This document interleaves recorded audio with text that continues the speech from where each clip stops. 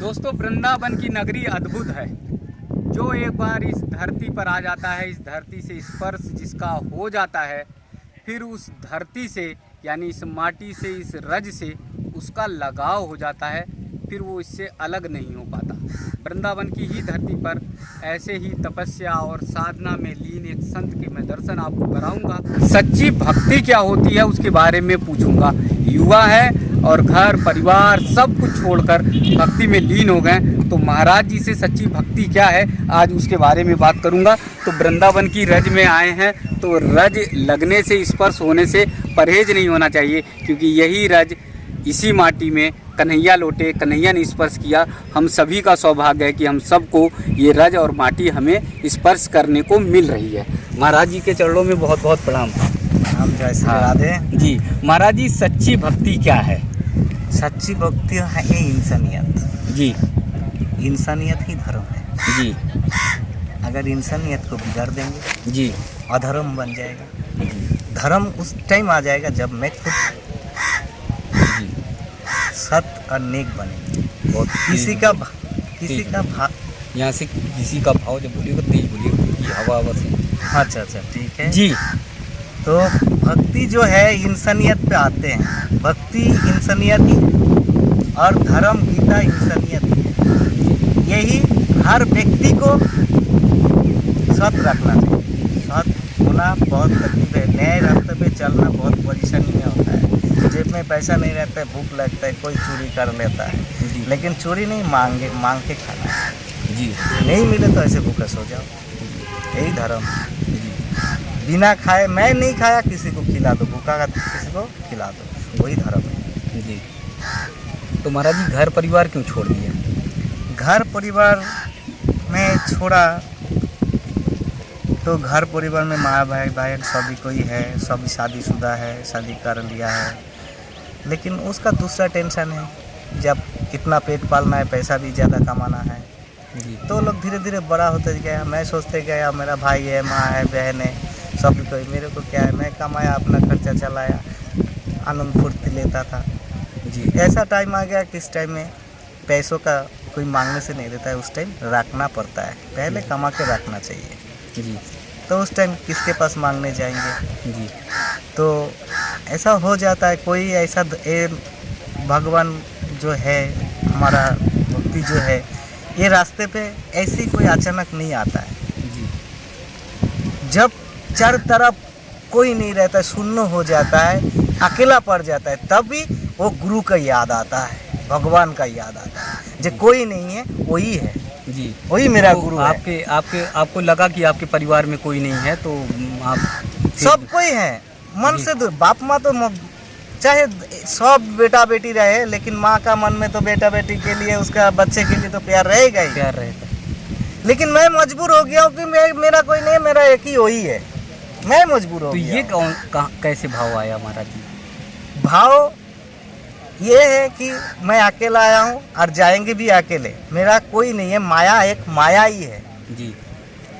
माया के बीच में नहीं रहना है, तब उसको नहीं पाएंगे, ईश्वर को लाभ नहीं कर पाएंगे।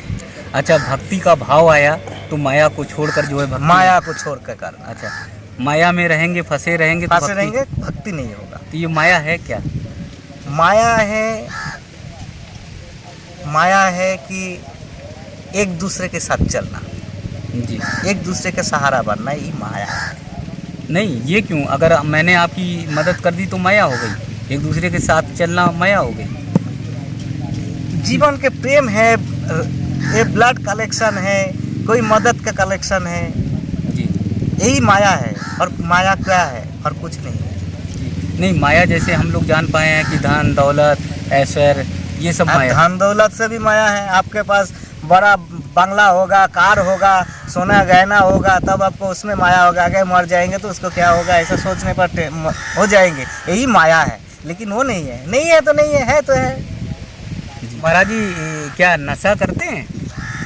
नशा तो आप भी करते, सभी कोई करता है। मैं तो कुछ नहीं खाता पीता महाराज जी। खाना पीना की बात तो नहीं है जी। हर चीज़ का नशा है, पैसों का नशा है। अच्छा। हाँ, पैसों का भी नशा होता है, घूमने का भी नशा होता है, ज़्यादा कमाओ, जी, बंगला बनाओ, गाड़ी खरीदो, ये सब भी नशा है। नहीं तो ऐसा नशा नहीं रहता आपको ये हो भी नहीं आता, इच्छा नहीं होता। नहीं तो आप तो इसी हिसाब से कहोगे तो पूरे संसार में हर व्यक्ति नशा। हर व्यक्ति नशे में। नहीं, संसार का कोई ऐसा व्यक्ति नहीं जो नशा के बिना ना हो। हाँ है, वो भी है जी जिसका कोई चाहत नहीं है। अभी मिलेगा तो खा लिया, नहीं मिलेगा तो भूखा सो गया, ऐसा भी है। लेकिन आपको ढूंढना पड़ेगा। अच्छा, तो वो जिसे मतलब कोई चाहत नहीं है उसे नशा नहीं है। नहीं है, कोई नशा नहीं। जी वो सिर्फ सोचता है चाहे उसको ईश्वर लाभ करना है, नहीं तो वो ज़िंदगी गुजारने के लिए चाहे मैं और कितना दिन जीव, बुढ़ापा हो गया हूँ, अब ईश्वर मेरे को आपके पास बुला लो, ऐसा भी होता है। जी। और कुछ नहीं तो कई बार मैं देखता हूँ संत महात्मा जो है कुछ चाहत तो नहीं रहती है नहीं रहता। और एकदम खाली निर्जन स्थान पर तपस्या साधना में तपस्या लीन रहता है, है। तपस्या। लेकिन चिलम और वो धतूरा और भांग। हाँ, वो चिलम जो है वो तो एक भजन है, जी पिएगा वो भजन ही करते रहेगा, जी। वही भजन है। अच्छा, वो नशा नहीं है। नशा नहीं है, वो भजन है। अगर आप नशे की तरह पिएंगे तो नशा है, आप भजन की तरह पिएंगे तो भजन है। तो चिलम से महाराज जी कैसे भजन हो जाता है? उसका ध्यान उसी तरफ रहता है, शिव जी के याद में रहते हैं। अच्छा और कुछ अच्छा, तो वो भजन के लिए चिलम लेते हैं नहीं है, कि भजन करना है तो वो चिलम चढ़ा लिया और फिर वो भजन होता है। भजन होता है। नहीं तो ये भी तो वो महाराज- मन मन में भजन करते रहते, उसका नाम जपते रहते हैं और गान चिलम पीते रहते हैं। नहीं तो फिर तो महाराज जी ये फंस गए आप फंस गए। देखिए, ये आपने कहा कि चिलम लेके वो करेंगे भजन, तो ये भी तो नशा, उसका ध्यान जा रहा है उसकी तरफ। हाँ, पूरा उसका दिन ध्यान- वो पिएगा और भजन करेगा। तो फिर तो नशा है ही है। फिर नशा कैसे कर रहे हैं? नशा है, ये है तो जो भजन करता है ऐसा बाबा के पास जाइए। हम तो अभी चिलम तो नहीं पी रहा हूँ, जी। लेकिन भजन का शक्ति उसी में ही है। जी। नहीं तो भजन के लिए अगर चिलम पी लें तो नशा नहीं है, लेकिन हम लोग अगर पैंट शर्ट पहन लें और किसी को देख लें तो नशा हो गया। आप लोग भजन जैसा तो नहीं पिएंगे। अच्छा, भजन जैसे। भजन साधु संतों लोग बैठेगा, उसको पी लिया एक मन से, ओम नमः शिवाय। आप तो ऐसा भजन नहीं करेंगे ना। आप तो ऐसे आए बनाए झटके पी के नशा की तरह, नशा लोग की तरह चला गए। आप अच्छा। भजन किए तो नशा किए। अच्छा, हम जो करते हैं तो वो नशा करते हैं मन को शांत करने के लिए और मन को वो करने, भजन के लिए नहीं करते। भजन के लिए नहीं करते, साधु संत जो वो पीते हैं वो भजन के लिए भजन करते के हैं, लिए करते, तो इसलिए उनका नशा नहीं माना जाता है। नहीं माना जाता। मैं तो यहाँ कुंभ में जब महाराज जी आया था तो सब देख रहा था, चिलम चिलम खूब चलती थी, खूब एकदम जो है एक कस पे कस लगा करता था। हाँ, तो वो सब भजन उस भोलेनाथ के ध्यान के लिए लगते लगते हैं। जी। तो महाराज जी अब जीवन का लक्ष्य क्या है? जीवन का लक्ष्य यही है कि